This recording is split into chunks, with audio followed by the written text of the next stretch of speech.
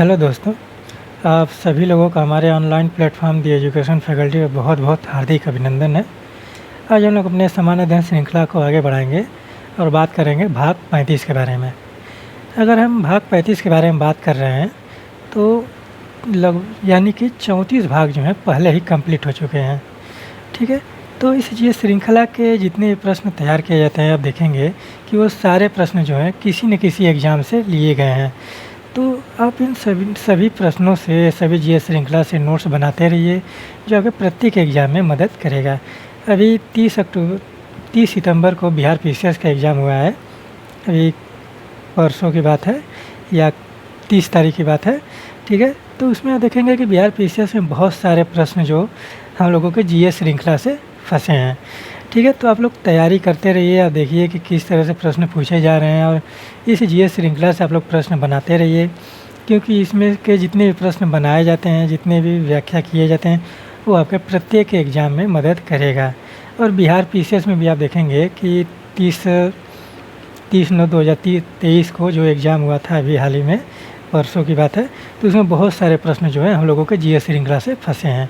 ठीक है, तो चलिए उम्मीद करते हैं कि आप लोग स्वस्थ होंगे, अपने पढ़ाई को सही दिशा निर्देशन और अच्छे तरीके से कर रहे होंगे।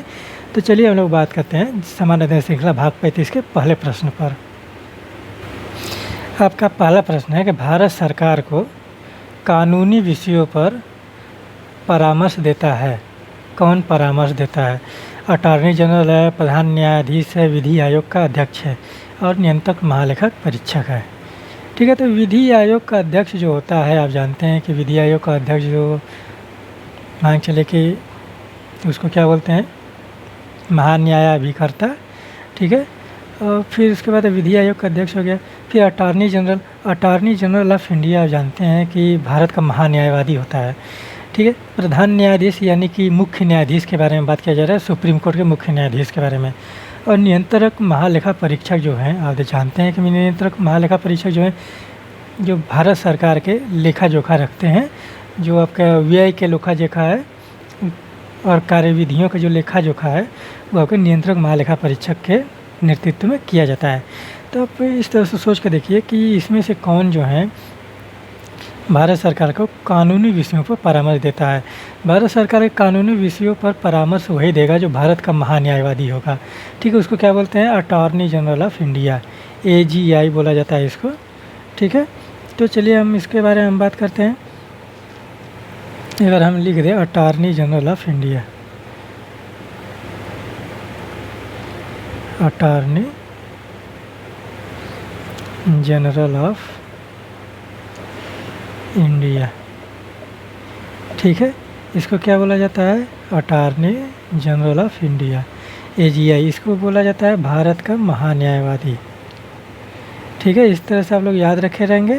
तो अगर आप लोगों से प्रश्न पूछा जाता है महान्यायवादी से, तो आप लोगों को बहुत ही आसानी से चीज़ें समझ में आएंगी। भारत का महान्यायवादी, न्यायवादी। ठीक, भारत का महान्यायवादी। कौन सा अनुच्छेद है? भारतीय संविधान का अनुच्छेद 76 है। ठीक है, अनुच्छेद 76, संविधान के अनुच्छेद 76। और भारत का महान्यायवादी की नियुक्ति जो है राष्ट्रपति के द्वारा किया जाता है, और ये आप लोगों का राष्ट्रपति के प्रसाद पर्यंत रहते हैं।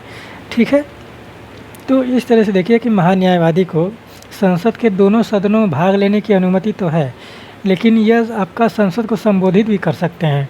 लेकिन यहाँ पर ये बात समझने वाली बात है कि ये मतदान करने का अधिकार इन लोगों को नहीं है।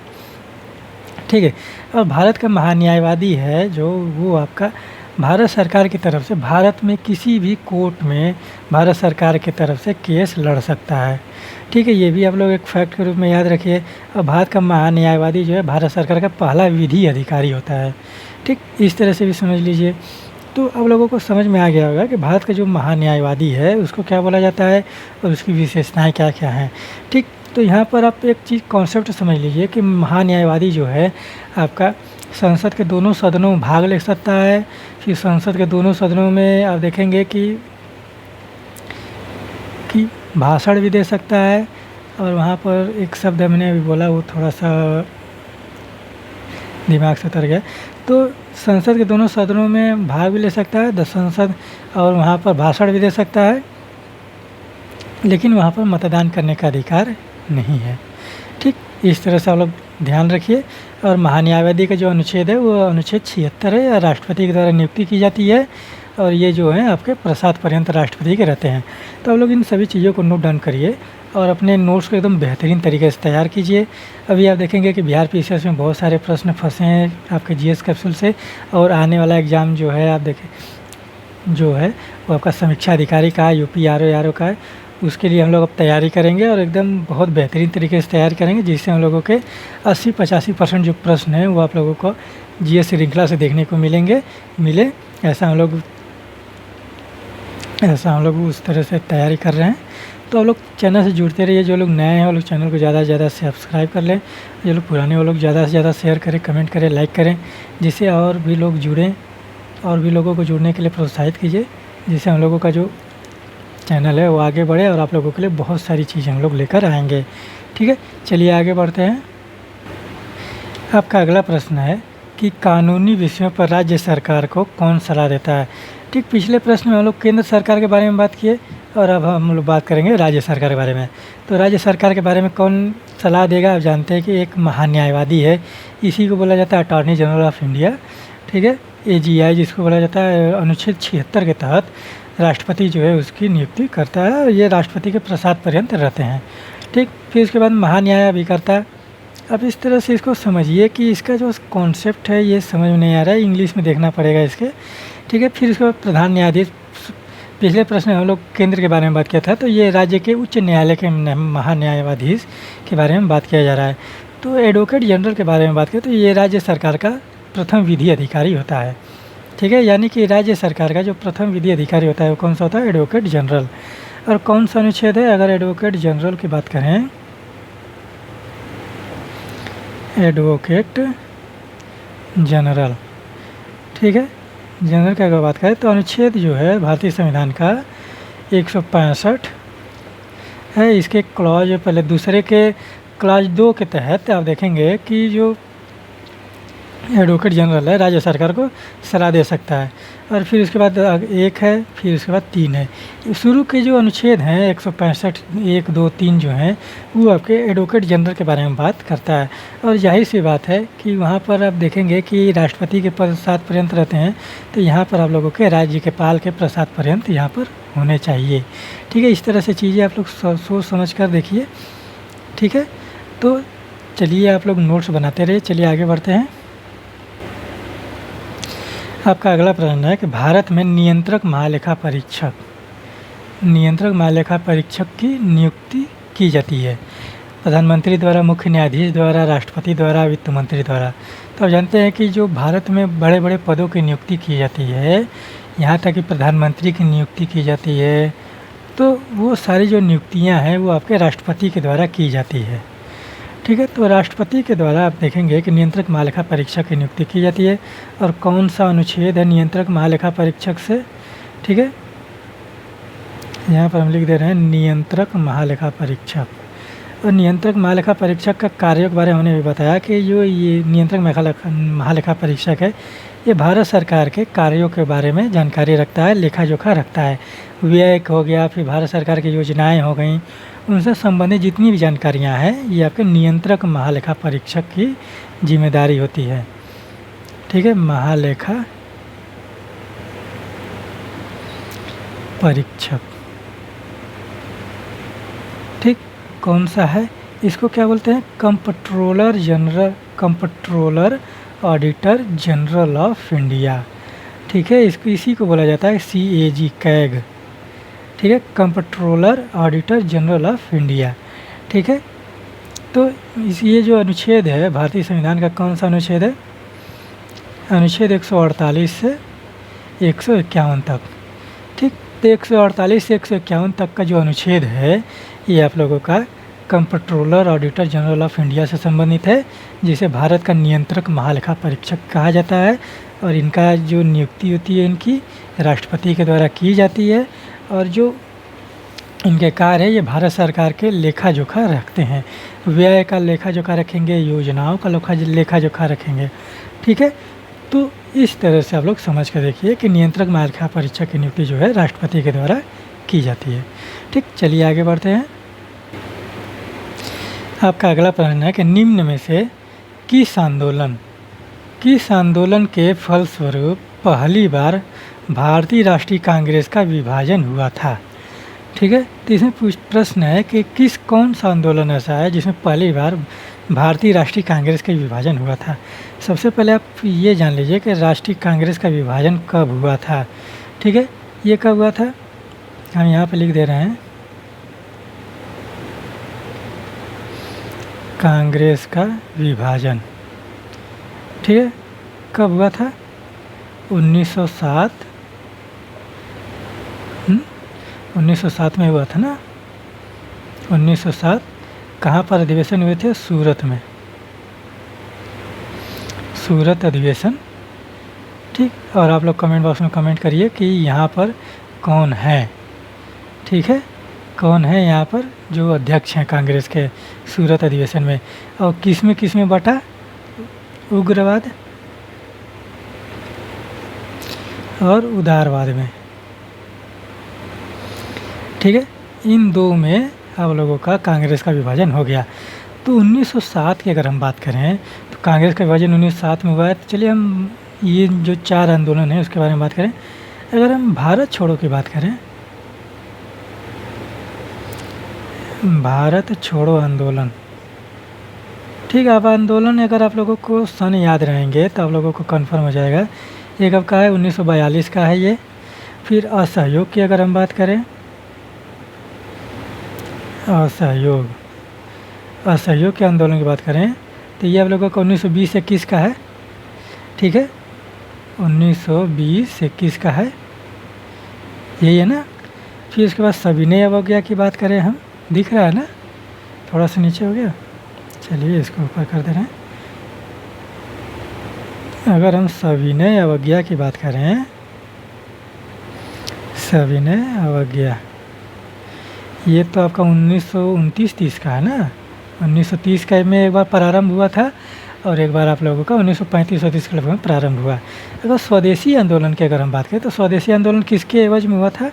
स्वदेशी आंदोलन, चलिए हम इसको एक बार मिटाकर फिर इसके ये आप लोग नोट डाउन कर लीजिए जो आंदोलन हुए थे।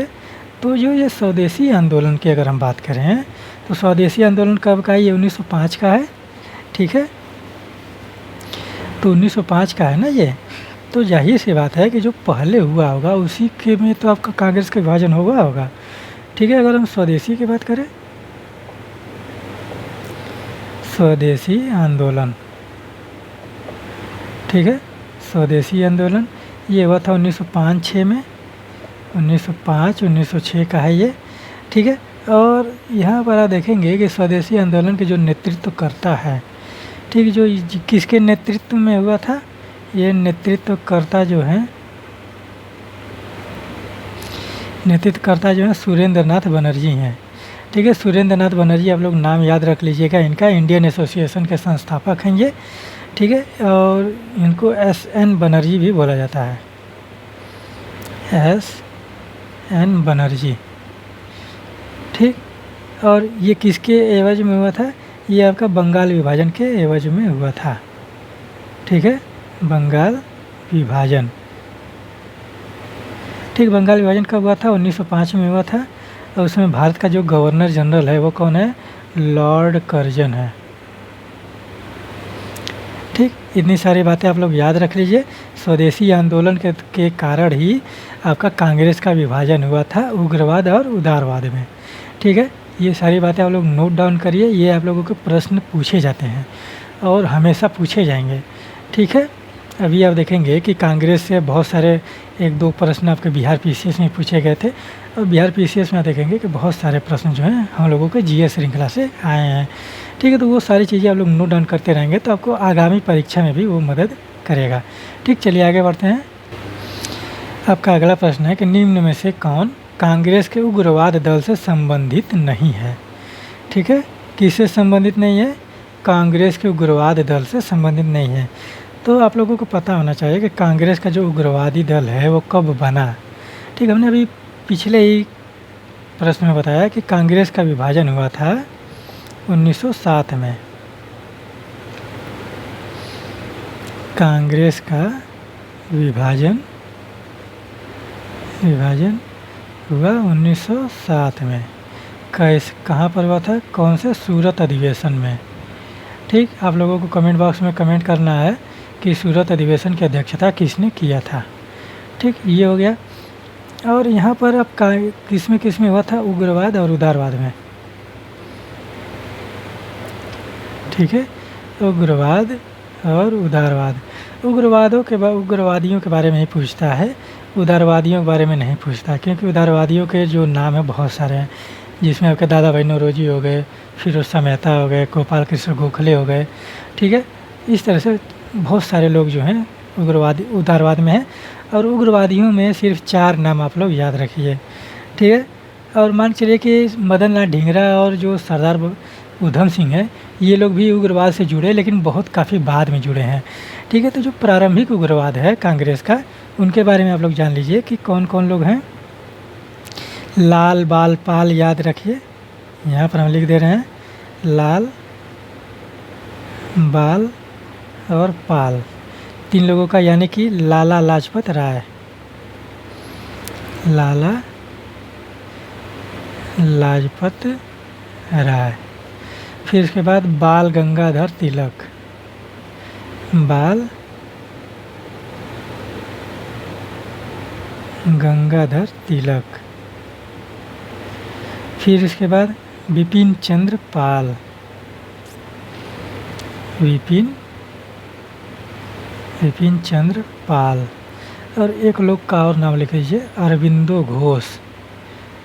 ठीक है, अरविंद घोष, ये भी आपके उग्रवाद दल से संबंधित थे। ठीक है, कांग्रेस के विभाजन में। ठीक, यानी कि यहाँ पर आप लोगों का ऑप्शन हो जाएगा कि गोपाल कृष्ण गोखले जो हैं आप लोगों के उग्रवाद से संबंधित नहीं है। और यहाँ पर हम आपको 1-2 फैक्ट बता दे रहे हैं कि लाला लाजपत राय, ये जो हैं हम यहाँ पे इस तरह से लिख दे रहे हैं, लाला लाजपत राय ये प्रथम क्रांतिकारी हैं जिनकी मौत जो है आंदोलन के दौरान हुई है। ठीक है, साइमन कमीशन के विरोध के दौरान, और साइमन कमीशन के विरोध के दौरान यहाँ पर अंग्रेज़ों का लाठीचार्ज हुआ, और उसी लाठीचार्ज में जो लाला लाजपत राय के सर पर एक लाठी लग गई, और वहाँ पर वो उनकी मृत्यु हो जाती है। ठीक है, अगर कभी पूछे कि लाला लाजपत राय की मृत्यु कहाँ हुई है, तो आपको मानना ये चाहिए कि जब आंदोलन हो रहा था तो वहाँ पर लाठी लगी, तो इनको हॉस्पिटल में भर्ती कराया गया, तो हॉस्पिटल में इनकी मृत्यु हुई है।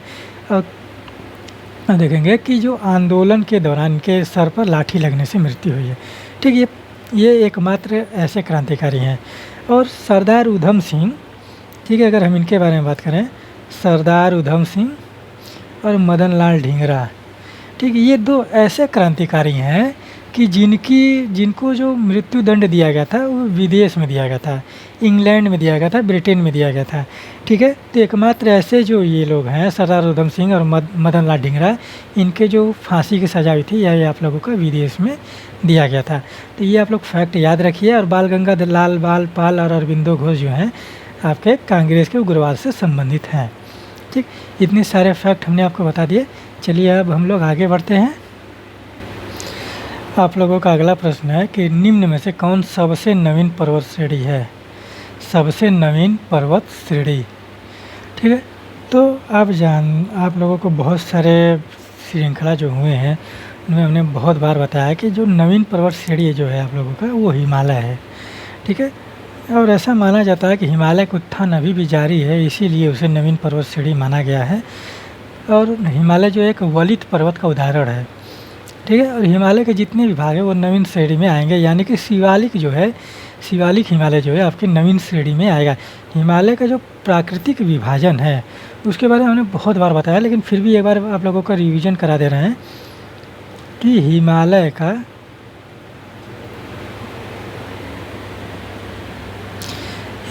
का प्राकृतिक विभाजन, ठीक है, हिमालय का प्राकृतिक विभाजन, हिमालय का प्राकृतिक विभाजन 4 भागों में किया जाता है। वैसे 5 श्रेणियाँ हैं, लेकिन 4 ही माना जाता है। उत्तर से दक्षिण का क्रम हम बता रहे हैं। देखो उत्तर से दक्षिण का क्रम है आप लोगों का ट्रांस हिमालय, ठीक है। इसको क्या बोला जाता है? इसको पार हिमालय भी बोला जाता है, ठीक है, पार हिमालय। ठीक, यहाँ से निकलने वाली नदियाँ जो हैं आपके हिमालय के पूर्ववर्ती नदियाँ बोली जाती हैं, ठीक है, क्योंकि वो हिमालय के निर्माण से पहले से बहती हुई देखने को मिलती हैं। ठीक, जिसमें हो गया सिंधु हो गई, फिर सतलज हो गया, फिर ब्रह्मपुत्र हो गई।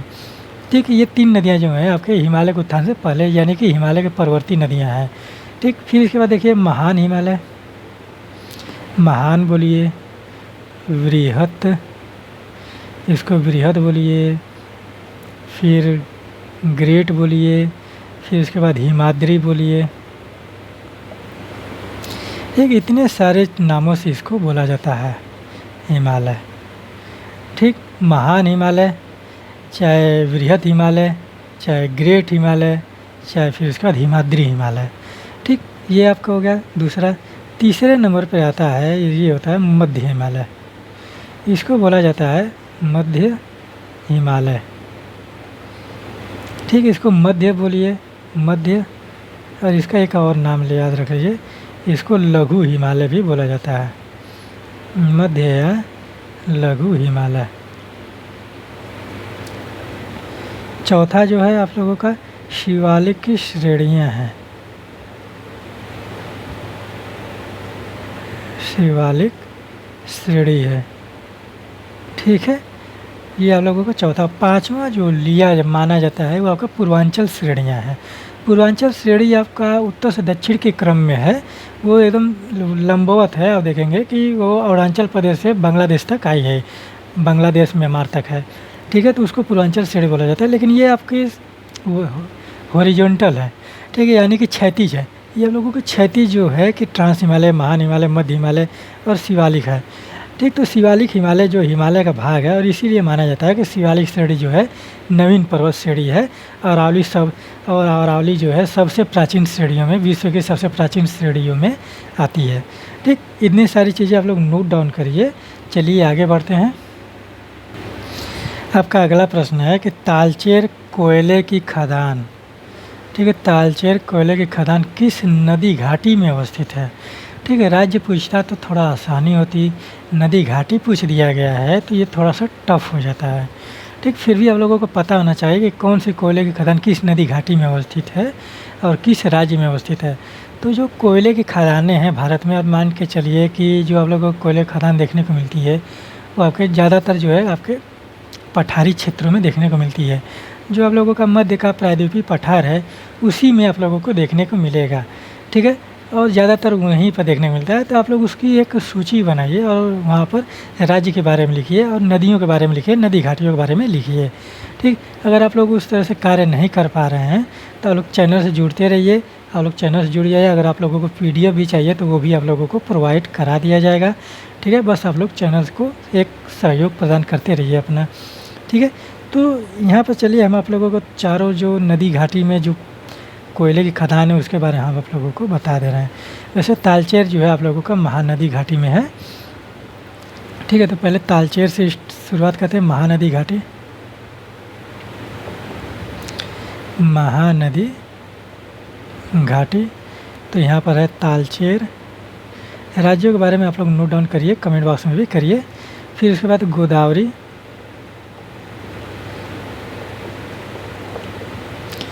गोदावरी नदी घाटी,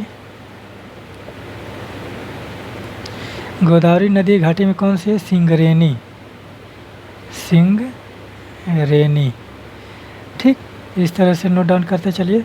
सोन नदी घाटी में अगर देखिए, सोन नदी घाटी, सोन नदी घाटी में उमरिया है, उमरिया, ठीक है, उमरिया।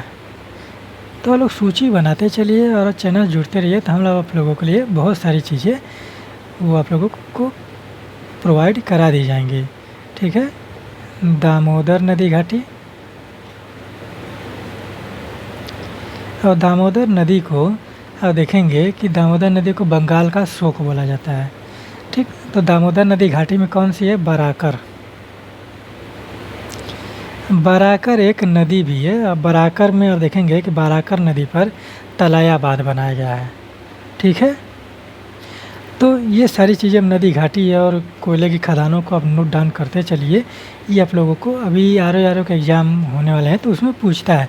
इन सभी चीज़ों से आप देखेंगे कि बहुत सारे प्रश्न पूछे गए हैं समीक्षा अधिकारी वाले एग्ज़ाम्स में, और ये आप लोग नोट्स बनाते रहेंगे तो उसमें भी बहुत ज़्यादा मदद करेगा। ठीक है, और हम लोगों का टारगेट ही है कि जो आने वाला जो समीक्षा अधिकारी का एग्ज़ाम्स है उसमें हम लोग बहुत सारे प्रश्न जो हैं इकट्ठे करें जो उसमें पूछे जा सकते हैं। ठीक है, और इस तरह से प्रश्न हम लोग इकट्ठे करेंगे कि हम लोगों का सिलेक्शन जो है आप लोगों का 80% उसमें एकदम हो जाना चाहिए।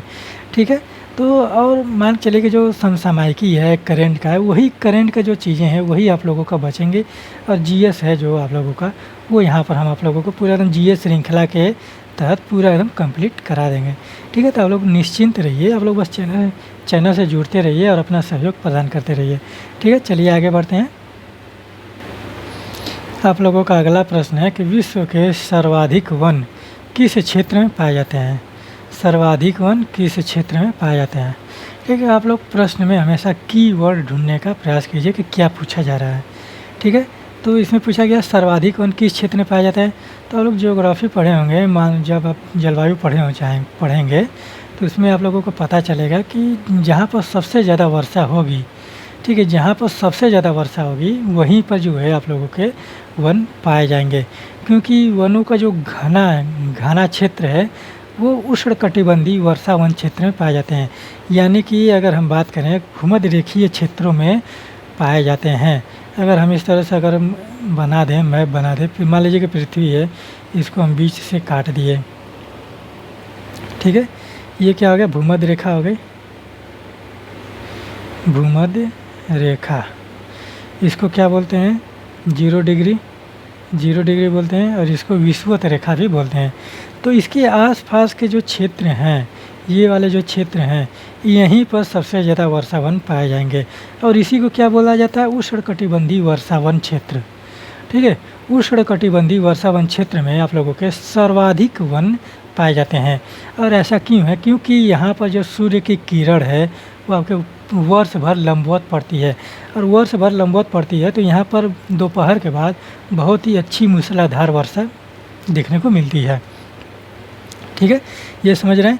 क्योंकि यहाँ पर अगर सूर्य की रोशनी पड़ रही है, किरण पड़ रही है, आ रही है, तो यहाँ पर जो लंबवत है, यहाँ पर जो ऊष्मा ज़्यादा प्राप्त होगा, ऊष्मा जहाँ पर ज़्यादा प्राप्त होगा तो वहाँ की वायु हल्की होकर ऊपर उठेगी। ठीक है, जब ऊपर उठेगी तो कहीं जाकर भारी होगी। ऊंचाई के साथ तापमान घटता है, आप लोग जानते हैं। ठीक है, तो जब तापमान घटेगा तो वायु भारी होगी, तो वो आकर बैठेगी, तो वही जो है वहाँ पर आप देखेंगे जब बैठेगी तो वही मूसलाधार वर्षा कराती है।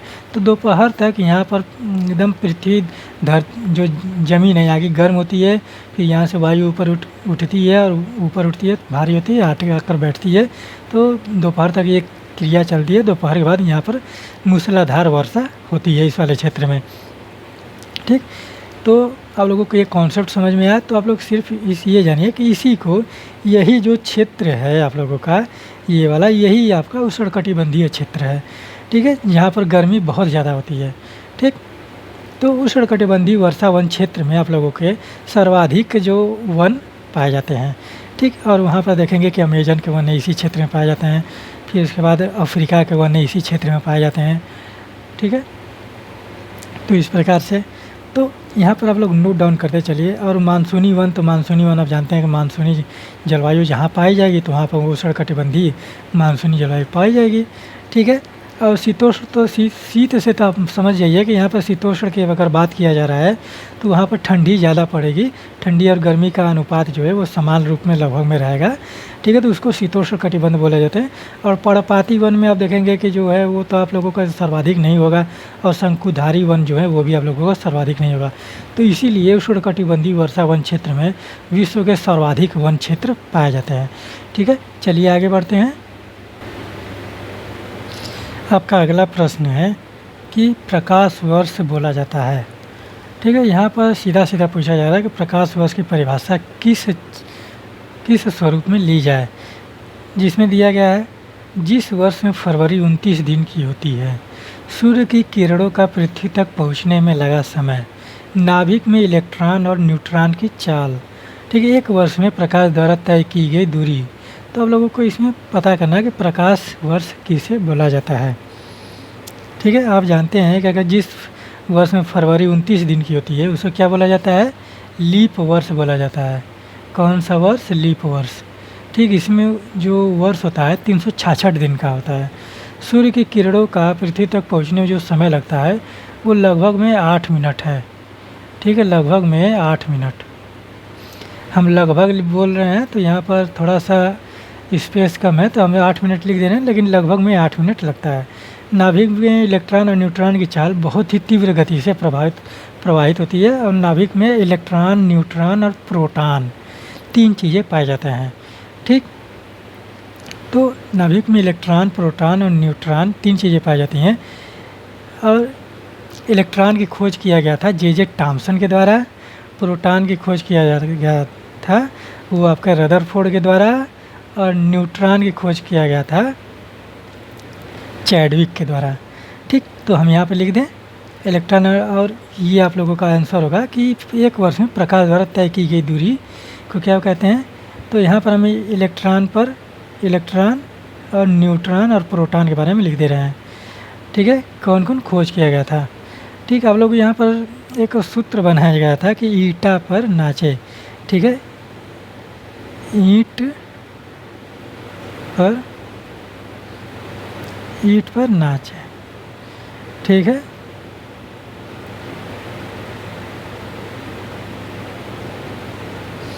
ठीक, ये आप लोगों का कूट हो गया। ठीक है, इसको बोलते हैं ट्रिक। और यहाँ पर आप लोग इसको तो देख लीजिए, इलेक्ट्रॉन की खोज किया गया था। ये इलेक्ट्रॉन हो गया, ट हो गया, यानी कि टॉमसन, जे टॉमसन नाम है इनका। ठीक है, हम यहाँ पर लिख दे रहे हैं प्रोटॉन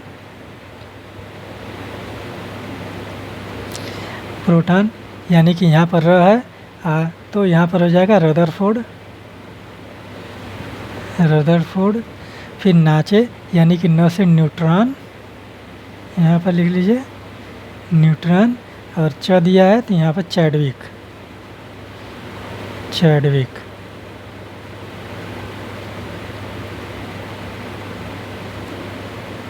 ठीक है, चैडविक।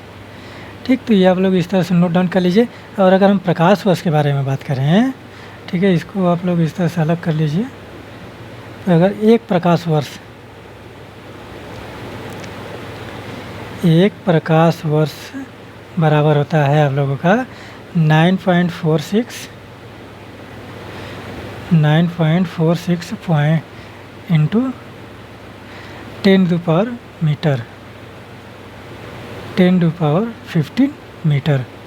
ठीक है, तो प्रकाश जो है एक साल में, ठीक है, एक प्रकाश वर्ष क्या होता है? एक वर्ष में तय की गई दूरी प्रकाश के द्वारा।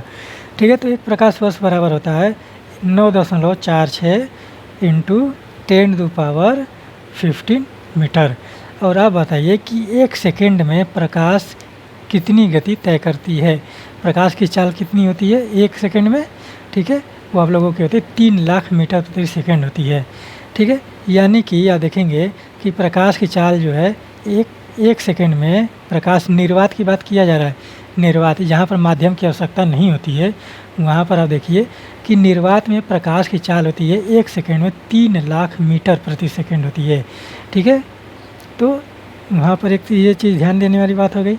और एक प्रकाश वर्ष में जो होता है ये निर्वात में 9.46 इंटू 10⁻15 मीटर होता है। ठीक, ये सारी चीज़ें आप लोग नोट डाउन करते चलिए। हमने ये सारी चीज़ें बताई और चलिए आगे बढ़ते हैं। आप लोगों का अगला प्रश्न है कि बायोगैस में मुख्यतः पाई जाती है। बायोगैस के बारे में पूछा जा रहा है कि क्या पाया जाता है। कार्बन डाइऑक्साइड है वो हाइड्रोजन वो मीथेन, कार्बन डाइऑक्साइड वो मीथेन, हाइड्रोजन वो ऑक्सीजन। यहाँ पर 2 गैस दे दिया है। अगर एक गैस दिया होता तो आप लोग उसमें आप लोगों को कंफर्म होता है कि कौन कौन सी गैस होती है। आप लोग जानते हैं कि मीथेन होती है, उसमें बायोगैस में मीथेन पाया जाता है, यानी कि ये वाला। और इसमें मीथेन कहाँ है? 2 ही जगह पर है, एक इसमें है हाइड्रोजन के साथ, एक कार्बन डाइऑक्साइड के साथ है। ठीक है, तो आप इस तरह से अंदाज़ा लगाइए कि कार्बन डाइऑक्साइड जो है वो आपके हर एक जो अपशिष्ट पदार्थ है उसमें देखा जाता है। हाइड्रोजन हर एक अपशिष्ट पदार्थ में नहीं पाया जाता। ठीक है, तो अपशिष्ट पदार्थ में यानी कि बायोगैस का जो निर्माण किया जाता है वो अपशिष्ट पदार्थों के द्वारा ही किया जाता है। जैसे जानवरों के मल हो गए, उनके द्वारा बायोगैस का प्रयोग किया जाता है और उसमें खाद का प्रयोग किया जाता है। तो जो अपशिष्ट पदार्थ की बात की जाती है तो वहाँ पर कार्बन डाइऑक्साइड की अधिकता देखने को मिलती है, यानी कि कार्बन डाइऑक्साइड और मीथेन जो है बायोगैस के मुख्य घटक हैं। ठीक, इस तरह से आप लोग अंदाज़ा लगा सकते हैं, अनुमान भी लगा सकते हैं। ठीक है, और इस तरह से आप लोग पढ़ते चलेंगे तो आप लोगों को प्रश्न जो हल करने का जो तरीका है वो आप लोगों का बहुत ही बेहतरीन तरह से डेवलप करेगा। ठीक है, और इन सभी चीज़ों का आप लोग नोट डाउन करते चलिए आगे बढ़ते हैं। आप लोगों का अगला प्रश्न है कि अम्ल वर्षा होती है। ठीक है, तो अम्ल वर्षा किसके द्वारा होती है? आप इस तरह से देखिए कि अम्ल वर्षा किसके द्वारा की जाती है?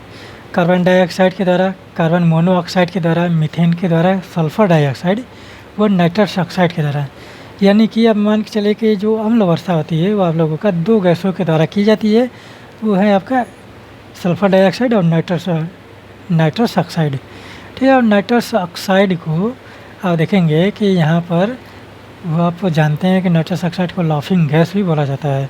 ठीक है, N2O होता है इसका शायद, N2O इसका रासायनिक सूत्र होता है, और सल्फर डाइऑक्साइड का H2SO4 बोला जाता है। ठीक है, तो यहाँ पर आप लोग इस तरह से ध्यान दीजिए कि अम्ल वर्षा किससे होती है।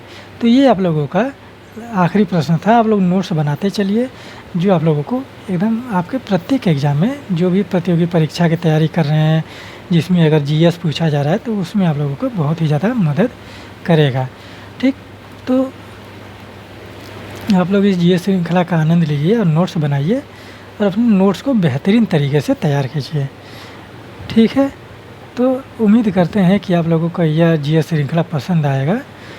ठीक, और आप लोग अपने पढ़ाई को, अपने नोट्स को बहुत ही बेहतरीन तरीके से तैयार कर रहे होंगे। तो आशा करते हैं कि आप लोग स्वस्थ होंगे, अपने माता पिता और घर वालों का ख्याल रखते होंगे अच्छे से, और अपने पढ़ाई को सही दिशा निर्देशन और अच्छे तरीके से करिए, तभी आप लोगों के लिए वो बेहतर होगा। ठीक, और नोट्स जो है कि विद्यार्थी जीवन में नोट्स जो है उसको एक सफलता की तरफ जो पहली सीढ़ी होती है वो आप लोगों की नोट्स ही होती है। ठीक, तो नोट्स को आप एकदम जितना बेहतरीन तरीके से, अच्छे तरीके से बनाएंगे उतना ही जल्दी आप लोगों को सफलता मिलेगी। ठीक है, तो आप लोग स्वस्थ, उम्मीद करते हैं कि आप लोग स्वस्थ होंगे। तो यहीं पर मैं अपने वाणी को विराम देता हूँ। मिलते हैं अगले लेक्चर में, अगली श्रृंखला में। ठीक है, तब तक के लिए धन्यवाद।